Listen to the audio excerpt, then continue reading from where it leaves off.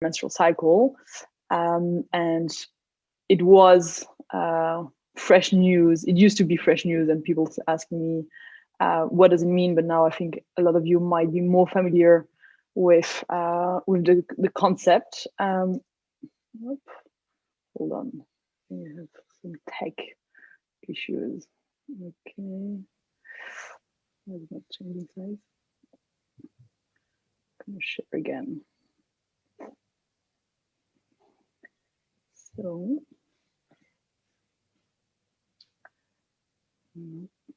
If you need any help, Helen will hear if you need anything. Perfect. I think it's just, I'm gonna move like that. Just like switching slides should be fairly easy.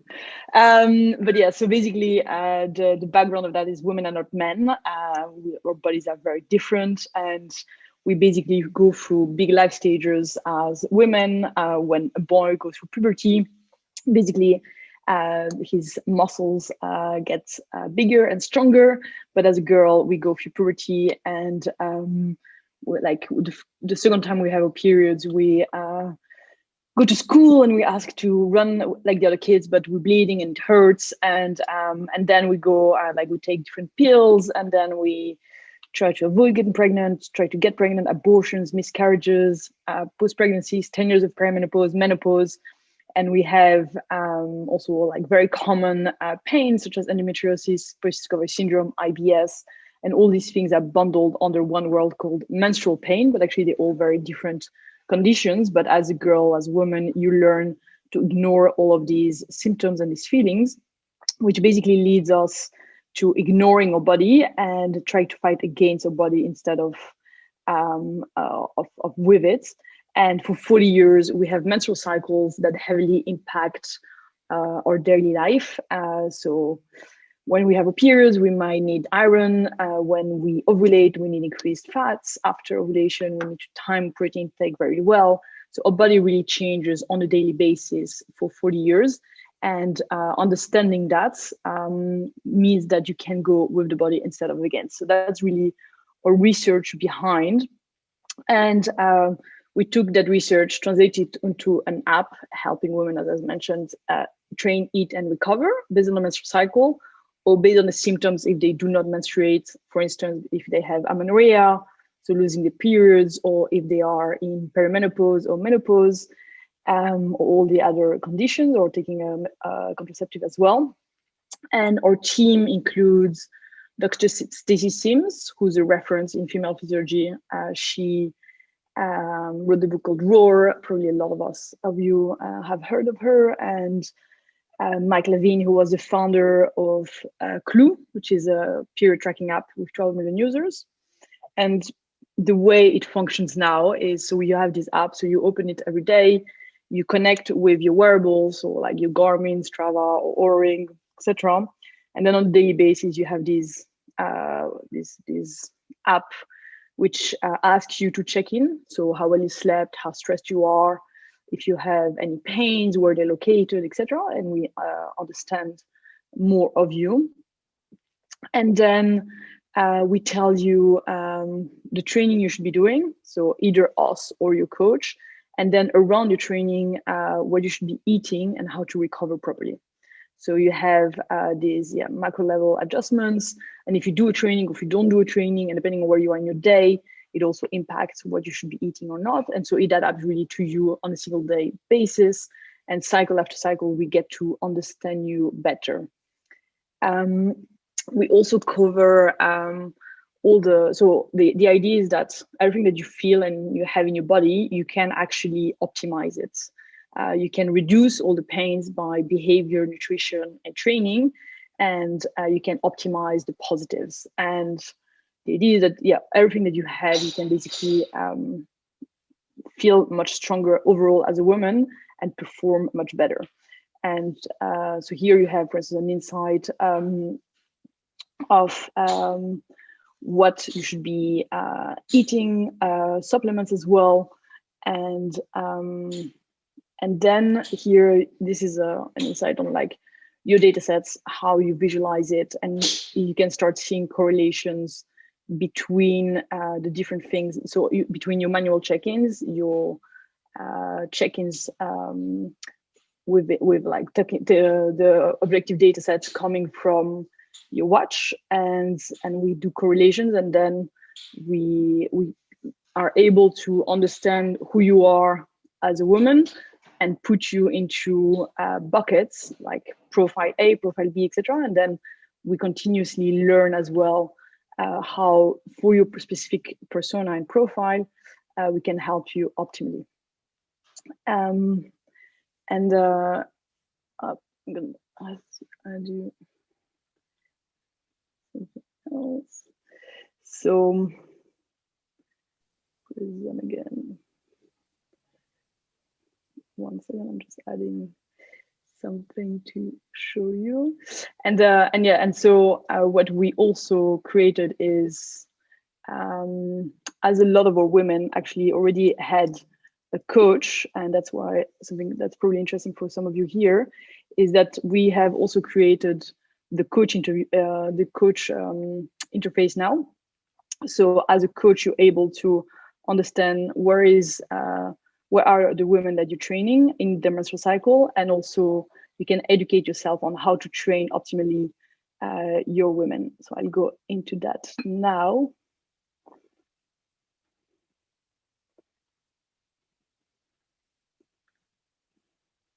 So here you see, this is the coach interface. So what we were seeing before was the athlete interface. And here, if you are a coach, you can have your different women and where they are in the menstrual cycle. So here you see that Veronica is in the mid follicular phase, and what it means for her specifically for training. So if you have a team or if you have individual athletes, you can then really optimize on what she should be focusing on. And as a coach, you also have this onboarding and this learning experience. So you can go on the journey with your women. You can actually really become an expert in female physiology and training. So here you would see Veronica and Viviane. She's later in her menstrual cycle, and you can see the differences. So basically, like if she's in field training, she should focus on aerobic and anaerobic capacity, whereas Veronica would be like on the top end of the right corner, so like high training duration and high training intensity. Some things that as well to notice is like injuries and recovery are different depending on menstrual cycle. To give you an example, at ovulation, our body opens up to get pregnant, so our ligaments get laxer. And so here you can understand how to prevent injury optimally to all the women that work with you. And it doesn't mean they cannot do training, but it means that, for instance, if you are a soccer player, you should be training women who are doing side lateral movements, similar to a woman who doesn't have ACLs. So it's like building up the muscles around. And so you basically can prevent really a lot of the injuries. Here, going a little bit more into other examples of other women in different phases of the cycle. You can see Artemis on the bottom. She's on day 1, so she just got her periods. And contrary to like popular beliefs, it is not necessarily the time where women are the least optimal. It's not the least optimal for them. It's actually it's probably like just before the periods, like when we have a premenstrual symptoms. And here again, so you have like the nutrition and all the training things that you should be looking at and how you can recommend them optimally. Here's just another view. You can have like basically all these different views of all your women. And this is something we're developing now. So we're working with coaches to be able to understand what really they want to see and how we can make that the best product for them. And that's like just a last view, or like another example of what we will be showing and looking at. So that is us in a nutshell. This is our team. So briefly on my background, I studied mathematics and financial risk, and I was a quant in hedgefund, so coming from finance, and created Wild AI because seeing all these data sets that we had in health, but really not understanding our body. And so created Wild to be able to serve humans, but also women, because we realized there was this massive drastic gap in knowledge in women. Like 80% of the medical research still on the male mice, and 3% of sports budgets go to women. And then, as I mentioned, Stacy is there, and Sahana is also our internal researcher. And then we heavy on the research and tech fronts. So that is us. And yeah, what I'm really interested in now is talking to people who are interested in the sector, have exposure, have done research in that field as well as team sports, team owners, and coaches. And that is us. Really excited to be here with a lot of impressive profiles. Hi, Helen. Thank you for that, and appreciate the insights into Wild.ai. There's already been a few questions about who the app's for, what it's actually doing, and so on. But I suppose it'd be great just to, if possible, because you have quite an impressive background and CV, and so if you could just explain to the audience a little bit more about how you got to where you were from, like your early career days, if that's okay. Yeah. So briefly mentioned, like studying mathematics, financial risk. Then I was a quant enhancement and management consultant to Fortune 500 companies in artificial intelligence, how to optimize risk models using AI. And so very much like on the data science side, but in finance. And then as an individual, I was doing a lot of training. So I was training for swimming, and then I was a semi-pro rugby player. And then I got into endurance sports, so ultra marathons, triathlons, ice swimming, and now I do a little bit everything I can. You can see behind is my surfboard and my skateboard. So yeah, just it is a real background, and yeah, just love sports. But basically, what I realized is that as I was training, I was very often training with men, just also because of the sports I was doing, and the protocols were very similar to me, whereas my body is much smaller, and sometimes I felt incredible, sometimes I didn't, and I didn't really understand why was that, and I didn't understand why there was no answer to a lot of my questions. And so from my data science background, created Wild.ai, and then realized that there was so little understanding of the female body, and that really like a lot of people just did not care. And so got obsessed with that, and then the team joined, and like going like months after months into research, we realized that there was such a massive gap, but also such a great interest. So when we launched it, like we have such a great reply from women and men who work with women and who are loving it, because they've had these questions as well, and they were not aware, but when we say certain things, it's like, yeah, it totally makes sense. So it's very exciting. No, it's fantastic, and it's refreshing to hear and working and speaking to people within the women's game. It's like I think it's something great that you've come across. And I suppose there's a few questions coming from the audience as well, and just about, is this for pro athletes or for all women's first and foremost, and how did you come about your target audience? Yeah, so it's for pros down to advanced amateurs right now.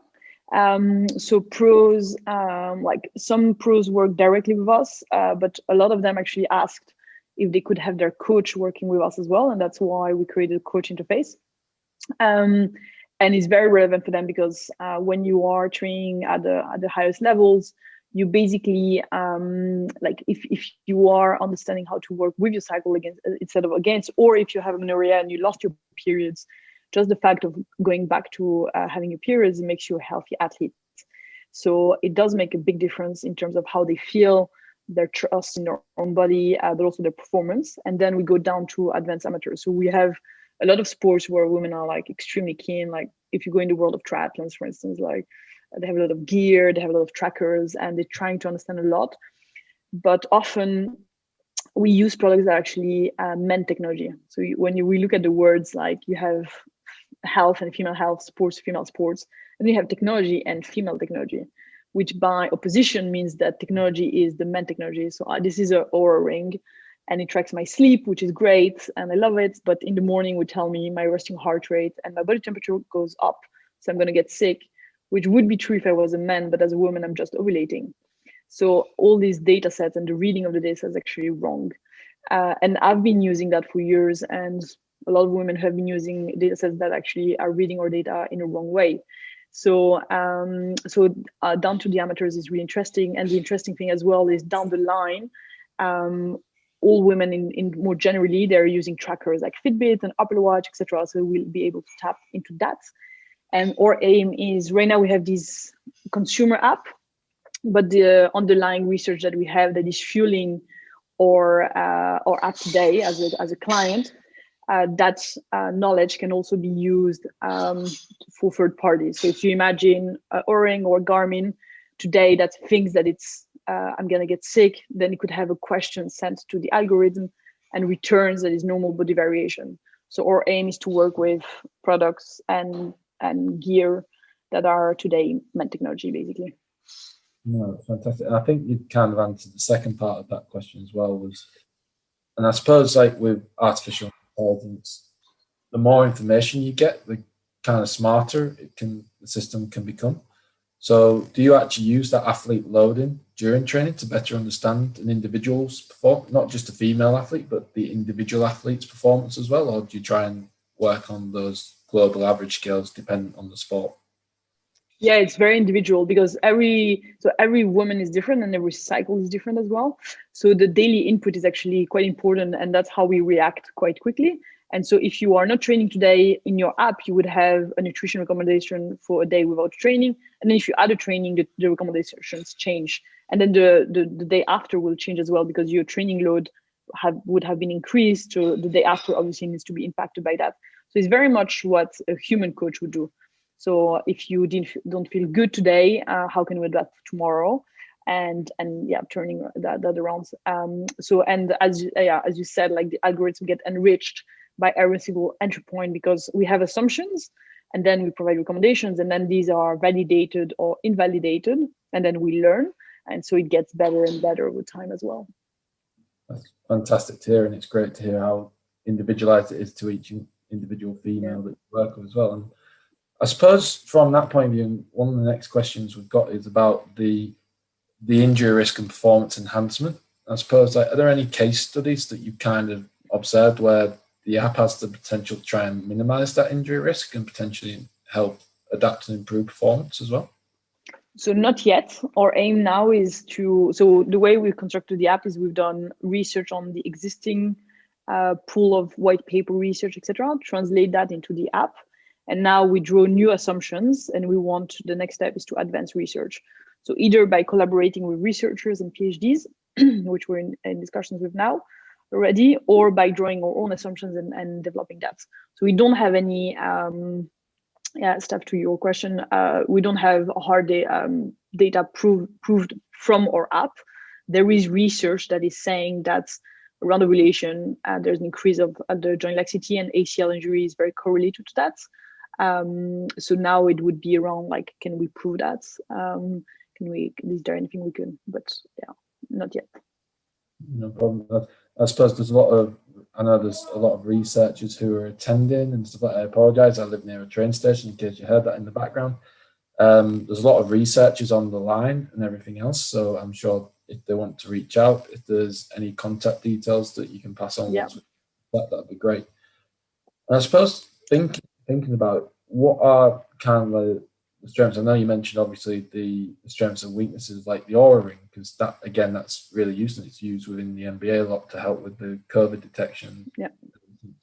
So what's kind of the detail within the app and the specific information that you're collecting that will help kind of the female athlete just develop that little bit quicker, or that little bit more specific to them? You mean the app, or do you mean the Ring? Can you rephrase the question? So like, obviously you mentioned about the Aura Ring and how that obviously tracks everything else, but from the app's perspective, what's kind of the goals and aims? What's the specific information you're taking from the app in order to bring it to life to inform the athletes? If that makes sense. Yeah, so we take data so we have two sources of data sets, one from wearable and second from manual input. So from the wearables, you would have sleep, resting heart rate, activity, so like your performance, how fast you go, your heart rate, etc. So that's on one end. And on the other end, we have the subjective data set. So how well you feel, your stress level, how eager you are to train, how hard was the training, any pains, etc. And then this combination of two things help us understand where you are. Like basically, we're creating now a performance core of the day, and then what you can do to improve that, and step by step how you can get into that. And then from Aura, we take like the objective data sets that they're providing. So similar to Garmin a little bit, if you were using your Garmin to sleep. And yeah, and now we're looking at expanding as well the amount of wearables we can plug into, but or super users. So the women who are the most active, typically they would have a Garmin now. Fantastic, cool. And another question that's just come through, like obviously with the climate alterations within different populations, female around the world. So the example given is like Middle East or Africa. Like, does the app account for kind of environmental factors associated with the physiological changes within the female? Yeah, it's a really good question. So our aim is to be able to serve all women of all ages, life stages, and ethnicities. So life stage, as I was showing, it's very different. So if you are in perimenopause, you have an extremely different body than a woman who's 18 taking a pill. And if you are from different ethnicities as well, you can just see it. Like a woman who would come from like the high plateau in Africa would have like very long muscles and fast twitch. A woman who would come from Poland would be like shorter and bigger muscles. So obviously the physiology is very different. Then do we take that into account right now? And especially like the question was like, especially on climate, we don't take climate into consideration, but ethnicity is definitely something we want to take into consideration. And ethnicity, but also like the original ethnicity, but also like the social environment changes a lot. So if you are Chinese in China or Chinese in the US is very different. So our aim is to go into that as well. Right now we don't. No, fantastic. Thank you very much.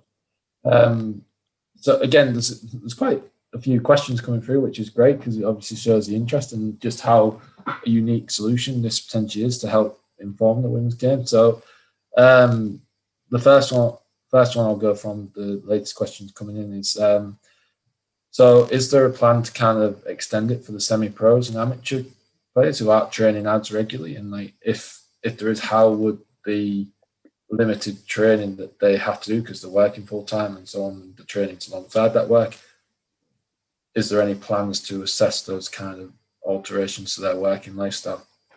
Yeah, I mean, like I'm a good example, so I'm using it, and I'm far from being a pro now. And yeah, it's definitely so. It's just a question of how often you want to interact with the app. The more you interact, the more data you give, the better it is for you. So that's the only like contingency thing happening. But we are serving a lot of women who are amateurs, definitely. And the plan is to be able to extend as well. So today we have women who have a lot of data because they're really keen, and then we profile them. And down the line, what is interesting is that we would be able to serve better women who have less input data because they're less active, but we understand their profile already better because we've done research on them. Yeah. No, that's good. And again, I suppose it's there's a couple of different things to kind of speak about because obviously the influence of different birth controls is obviously like influencing the activities as well and the potential physiological changes associated with that. So again, this is coming from an anonymous attendee, so I can't ask who it is, but is there a feature that you're going to include to account for the different like contraceptive substances that females are taking? Yes, absolutely. So we've done the research, and for women who are taking all the different type of contraceptives, and it's a humongous amount of, because the IUD is different than oral contraceptive, and they're all very different. All the oral contraceptives are different. So absolutely, and also women who are not menstruating for all the various reasons, women perimenopause and menopause as well. And down the line, we also want to serve women who have specific medical conditions such as endometriosis, post-ovarian syndrome, IBS, etc. Because you can help detect it, whereas a lot of these women actually have not detected these things, so they would go to the gynecologist and they get sent back home basically without a diagnosis, and then help improve those conditions. Yeah.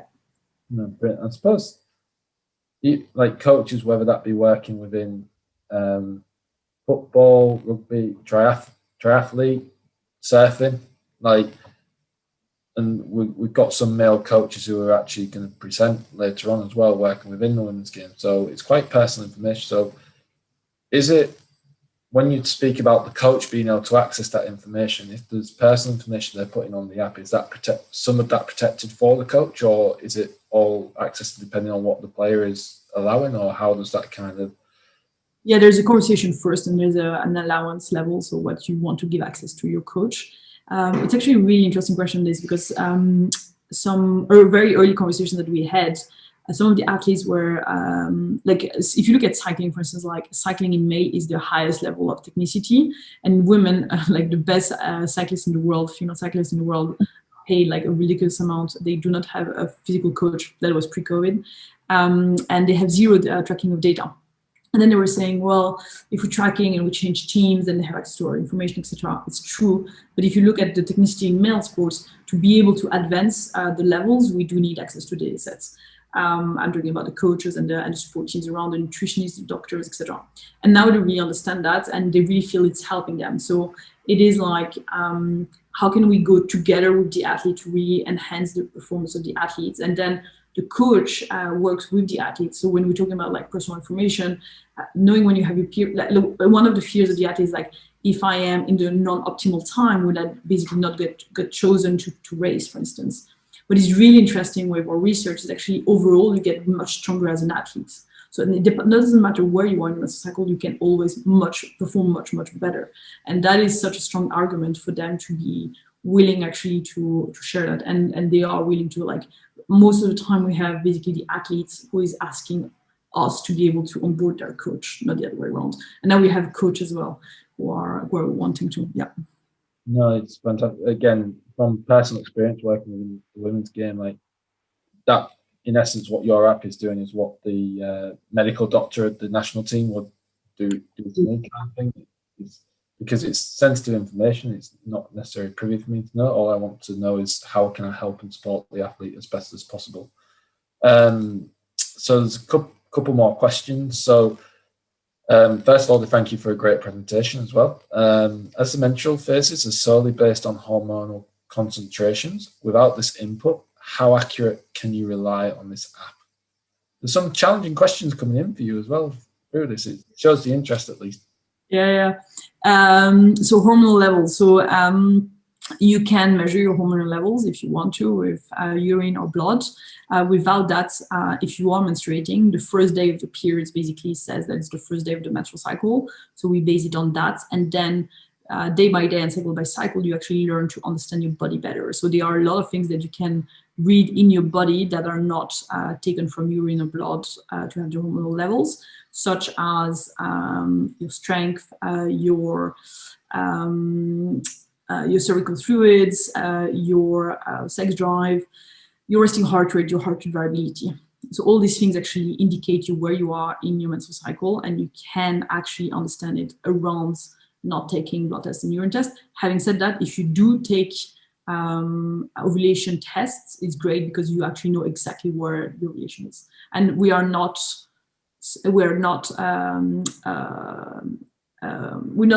doing anything in contraceptives. So we are not claiming that if you measure your ovulation or if you follow what we're doing, you can avoid or try to get pregnant. That's not our role. No, fantastic. And last one before we go on to the next speaker. So basically, the different forms of exercise, obviously, there's aerobic, anaerobic, intermittent exercise, all those different varieties that you see from multiple sports. It's a complex situation. So I suppose, how does the focus of the app vary depending on those different forms of exercise? Or can it account for that, or does it need to? Yeah. Well, we have, if you have the data from your watch or your wearable, we know what type of exercise you're doing, what type of intensity, etc., and we recommend around that. So it does take into consideration all these different things, and so that's why it's like the research behind is it's like extensive, but it is absolutely feasible, and that's why like leveraging on the power of data is interesting, because we are as powerful as we have like access to first knowledge and second data sets.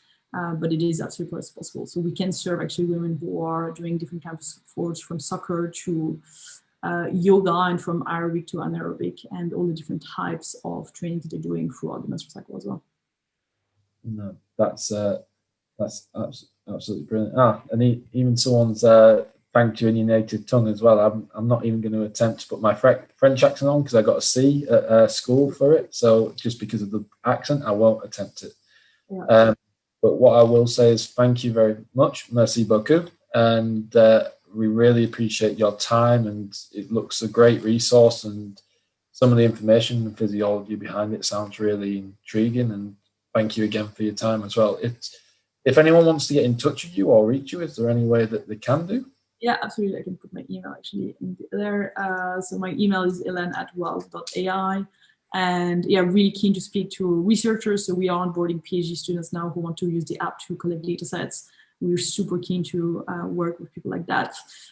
Coaches as well, athletes obviously, press as well. And yeah, very excited to be here. Thank you so much, Steve.